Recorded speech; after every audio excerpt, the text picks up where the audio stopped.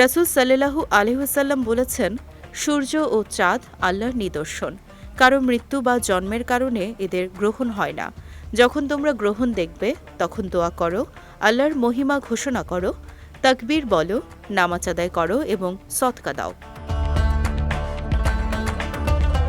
এদিকে সূর্যগ্রহণের নামাজের মতো চন্দ্রগ্রহণের নামাজও হাদিস দ্বারা প্রমাণিত। ইসলামের পরিভাষায় এটিকে সালাতুল খুসুফ বলা হয়। নবীজি সাল্লাল্লাহু আলাইহি ওয়াসাল্লাম এই নামাজ আদায় করেছেন, তাই সালাতুল খুসুফ আদায় করা সুন্নাত।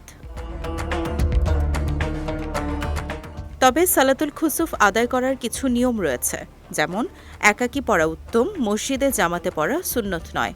এক্ষেত্রে 2 রাকাত নফল নামাজ পড়তে হবে ফজরের নামাজের মতো। ইচ্ছে করলে 4 রাকাত বা তারও বেশি পড়া যায়, তবে 2 বা 4 রাকাত পরপর সালাম দিতে হবে, কিন্তু আজান ও একামতের প্রয়োজন নেই। আর নামাজ শেষে গ্রহণ শেষ না হওয়া পর্যন্ত দোয়া, জিকির ও মোনাজাতে সময় কাটানো উত্তম।